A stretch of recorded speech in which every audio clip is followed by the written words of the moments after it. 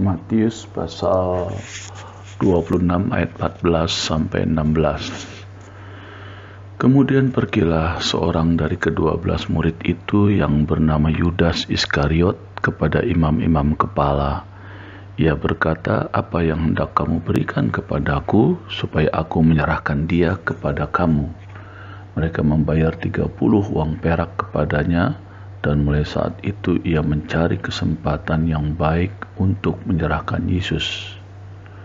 Judulnya, Yudas mengkhianati dan menjual Yesus.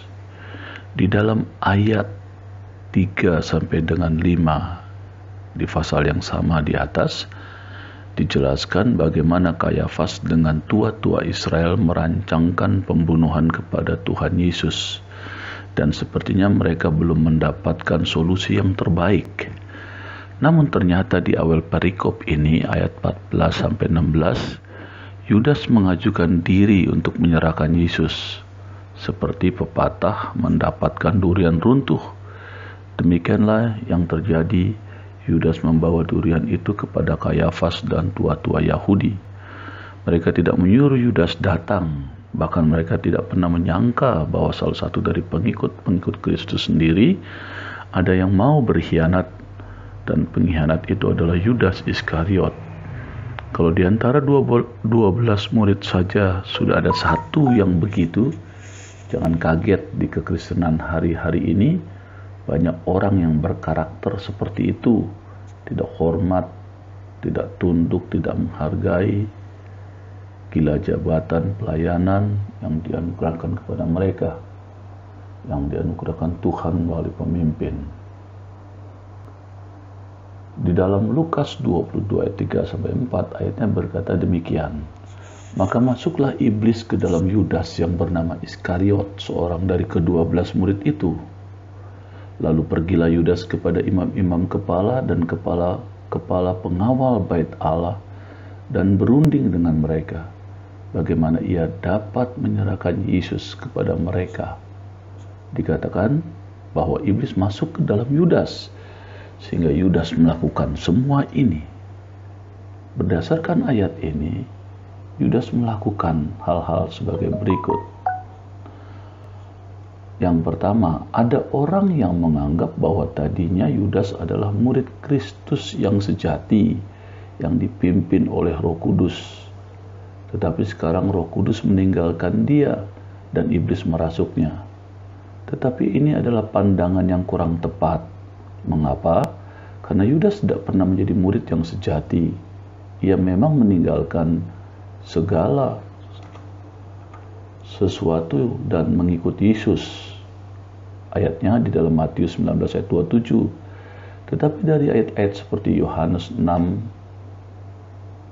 ayat 64, ayat 77:1 dan seterusnya, terlihat dengan jelas bahwa ia hanya mengikuti Yesus secara lahiriah saja. Jadi jelas bahwa Yudas bukannya kehilangan keselamatannya, tetapi ia memang tidak pernah selamat. Dari dulu ia adalah hamba Mamon, tetapi sekarang ia diserahkan sepenuhnya kepada setan, sehingga ia tidak lagi takut pada dosa dan hukuman, bahkan tidak takut kepada Tuhan sendiri. Ini bisa jadi peringatan bagi kita semua. Kalau selama ini bermain-main dengan dosa dan tidak pernah mau datang kepada Yesus dengan sungguh-sungguh, maka nasib Yudas bisa menjadi nasib saudara. Karena itu, cepatlah bertobat dan datang kepada Yesus dengan tulus. Dari masuk yang ke B, yang kedua, dari masuknya iblis ke dalam diri Yudas, sehingga Yudas akhirnya mengkhianati Yesus, maka terlihat bahwa Tuhan juga menguasai dan memakai setan atau iblis untuk melaksanakan rencananya supaya dosa terjadi. Lihat di dalam 1 Raja-Raja 22 ayat 19 sampai 23 tentang Saul. Kedua, apa alasan Yudas sehingga ia menjual Yesus? Kita memang tidak bisa tahu dengan pasti. Ada beberapa kemungkinan. Yang pertama, karena ketamakan Yudas. Dasarnya dari Yohanes 12 ayat 6. di mana dikatakan bahwa ia adalah seorang pencuri yang sering mencuri uang yang dipercayakan kepadanya. Maka jelaslah bahwa ia adalah orang yang tamak. Mungkin sekali ketamakannya itulah yang menyebabkan ia lalu menjual Yesus. Nah, itu lihat ayatnya di 1 Timotius 6 ayat 6 sampai 10, orang yang cinta uang. Dengan demikian ia mengabaikan kata-kata Yesus dalam Matius 16 ayat 26. B. Jengkel karena peristiwa pengurapan dalam ayat 6 sampai 13. Ia menegur Maria supaya tidak memboroskan minyak wangi itu, tetapi memberikannya kepada orang miskin. Tetapi Yesus malah membenarkan Maria dan menyalahkan dia. Ini membuat ia jadi jengkel sehingga menjual Yesus. Orang bisa keberatan dengan pandangan ini karena peristiwa pengurapan dalam ayat 6 sampai 13 itu sebetulnya terjadi sebelum Matius 21. Yang C, tentang kemungkinan kenapa Yudas menjual Yesus. Kata-kata Yesus dalam ayat 2 ini, Yudas mungkin berpikir Yesus toh akan mati 2 hari lagi, apa gunanya ikut dia? Jual saja sekalian. Yang D,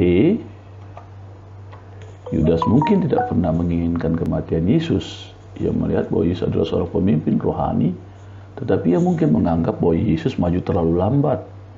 Karena itu Yudas menjual Yesus dengan tujuan untuk memaksa Yesus bertindak.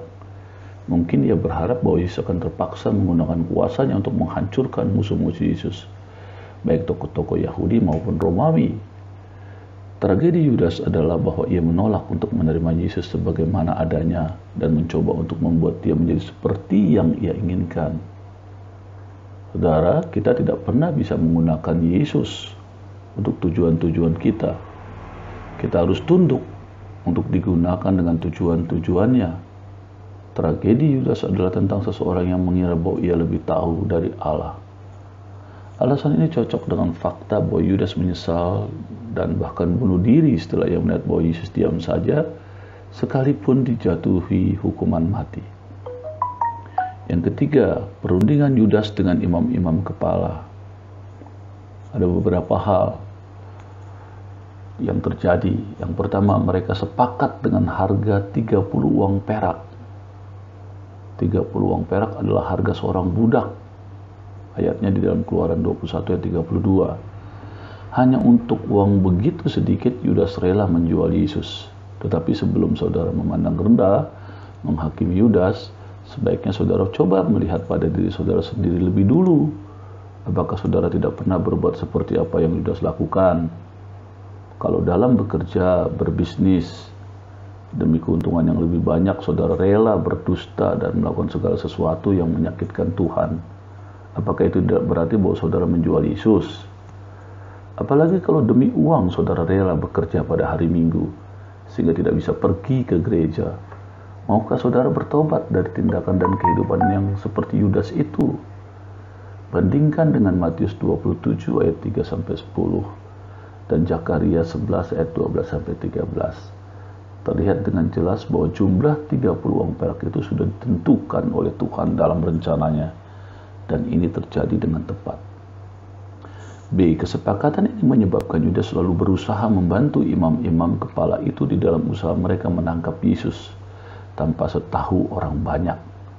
Tadinya mereka merencanakan untuk menangkap Yesus setelah masa hari raya selesai, supaya tidak menyebabkan keributan di antara orang banyak.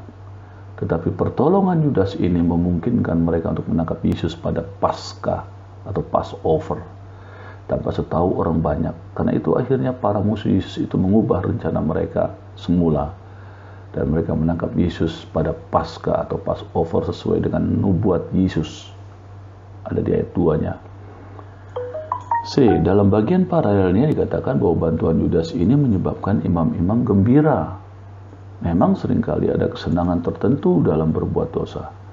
Kalau kesenangan yang disebabkan karena dosa seperti ini sering saudara alami, maka bacalah Amsal 23. Kalau saudara bisa merasa senang setelah berbuat dosa, saudara adalah orang yang bebal dan tolol. Perasaan tidak bisa kita jadikan ukuran benar atau tidaknya tindakan kita. Gunakanlah firman Tuhan sebagai ukuran. Amin.